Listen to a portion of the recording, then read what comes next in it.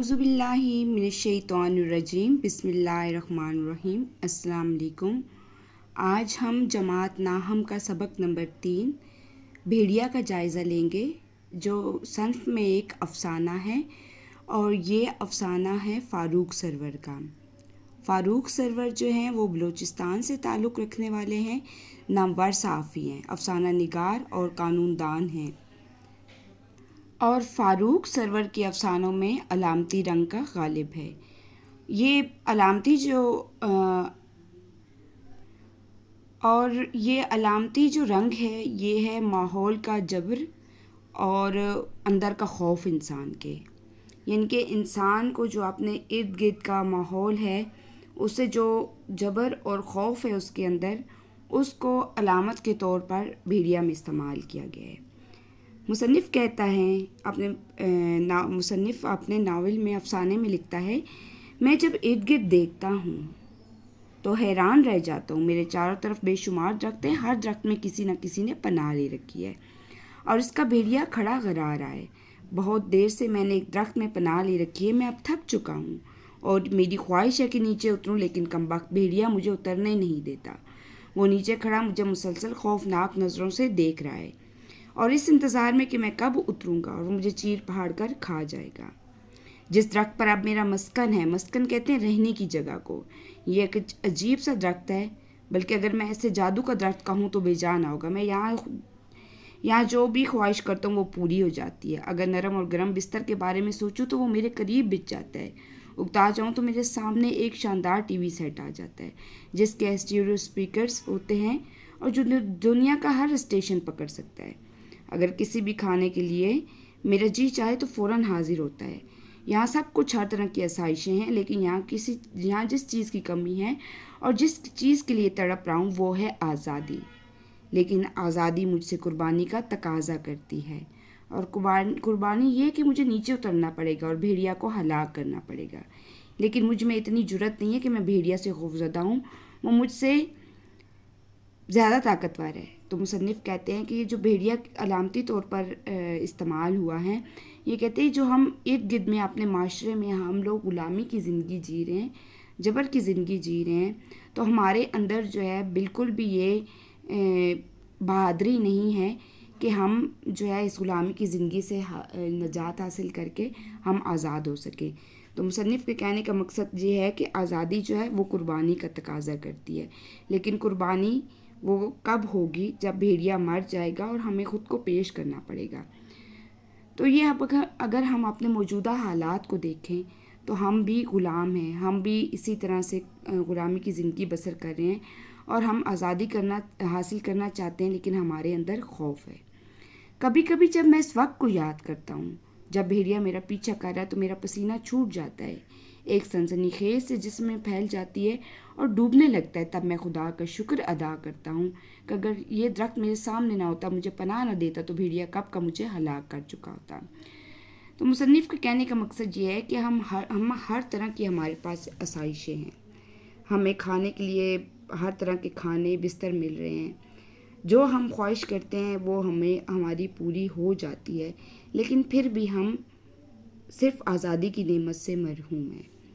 مایوسی کے اس گپ اندھیرے میں کبھی کبھار اس بات پر بھی خوشی ہو جاتی ہے کہ درخت کافی اونچا ہے اور میں یہاں ہر طرح سے محفوظ ہوں۔ یہاں مصنف کی مراد درخت سے اس کا اپنا گھر ہے اور بھیڑیا میرا کچھ نہیں بگاڑ سکتا۔ دن کے وقت تو میری حالت ٹھیک رہتی ہے، کوئی نہ کوئی مصروفیت نکل آتی ہے، لیکن جو ہی رات ہوتی ہے ایک عجیب سی اذیت کا سامنا کرنا پڑتا ہے۔ سو جاتا ہوں تو خوفناک خواب مجھے ڈراتے ہیں، ایک قیامت سی مجھ پر گزرتی ہے، تمام جسم تھکا ہوا ہوتا ہے اور ایک انگ یعنی کہ جسم کا ایک حصہ دکھ رہا ہوتا ہے، جیسے کسی چابک یعنی کہ لکڑی کی چھڑی سے مجھے سخت مارا گیا ہو۔ اکثر میں سوچتا ہوں کہ میں کب تک اس عذاب میں مبتلا رہوں گا، کب تک انتظار کروں گا کہ بھیڑیا بھوک سے مر جائے، لیکن وہ بجائے مرنے کے پہلے سے زیادہ طاقتور ہو جاتا ہے۔ یعنی کہ انسان کا خوف ہے، وہ کہتا ہے کہ اگر میں گھر میں محفوظ ہوں تو میں دن بھر تو کسی کام میں میرا جو ہے وقت گزر جاتا ہے، لیکن رات مجھے خوف کی حالت جو ہے وہ ستانے لگتی ہے۔ ایک صبح جب میری آنکھ کھلتی ہے تو اچانک درخت کے گھنے پتوں سے مجھے کسی اور کی موجودگی کا احساس ہوتا ہے۔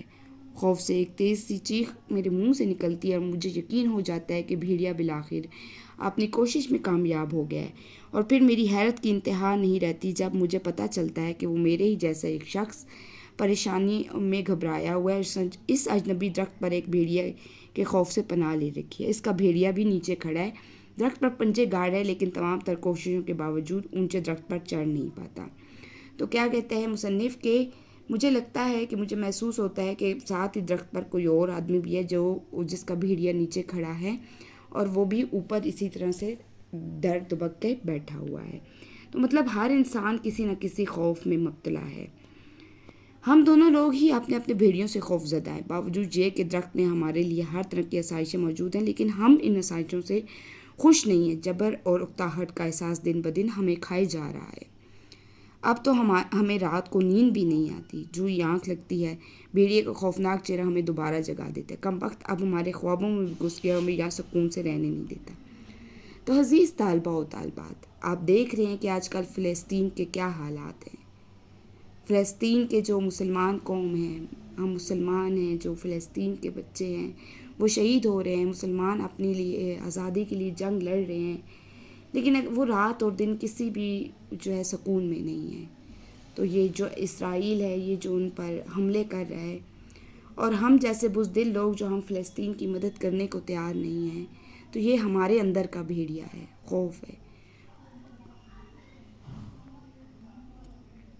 ہم دونوں کے بھیڑیے اکثر اپنی جگہ خاموش بیٹھے رہتے، لیکن کبھی ان دونوں پر ایسا جنون سوار ہو جاتا ہے کہ وہ درخت پر حملہ کر دیتے ہیں اور اس کے موٹے تنے پر دانت اور پنجے گاڑ دیتے ہیں۔ اس وقت خوفناک سی گھبراہٹ ہوتی ہے۔ دونوں کے بھیڑیوں کا یہ اچانک بولا پن یعنی کہ پاگل پن ہمیں مزید ڈرا دیتا ہے، لیکن ایک بات یہ ہے کہ ہم دونوں کے بھیڑیوں کا تعلق اپنے آدمی سے ہے۔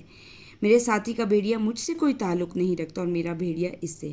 خاص بات تو یہ ہے کہ دونوں کے بھیڑیے بھی ایک دوسرے سے لا تعلق رہتے ہیں، اور ہم اس بات سے حیران ہوتے ہیں، یعنی کہ میری پریشانی کا کسی دوسرے کو احساس نہیں ہے، دوسرے کی پریشانی کا مجھے احساس نہیں ہے۔ ہمارے جو بھیڑیے ہیں دونوں کے مختلف ہیں۔ ایک دن کافی سوچ بچار کے بعد ہم دونوں یہ فیصلہ کرتے ہیں کہ ہم دونوں نیچے اتریں گے اور اپنے اپنے بھیڑیے سے مقابلہ کریں گے۔ جو بھی ہو دیکھا جائے گا، ورنہ یہ عذاب کی زندگی کب تک ہم گزاریں گے۔ تب ہم دونوں آنکھیں بند کر کے نیچے کودنے کا ارادہ کرتے ہیں۔ میرا ساتھی تو کود جاتا ہے، مگر میں اپنی بزدلی کے باعث ایسا نہیں کر پاتا، اپنی جگہ بیٹھا جاتا ہوں۔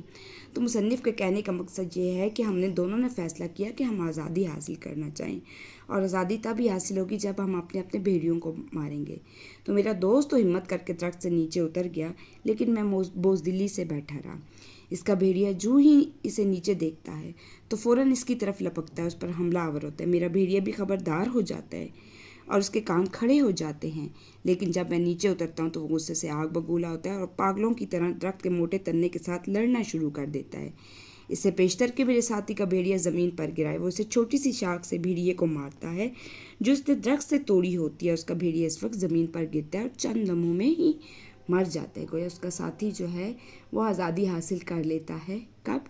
جب وہ بزدلی سے نکل کر جو ہے غلامی کو روند کر وہ آزادی حاصل کرنے کی کوشش کرتا ہے اور وہ آزاد ہو جاتا ہے۔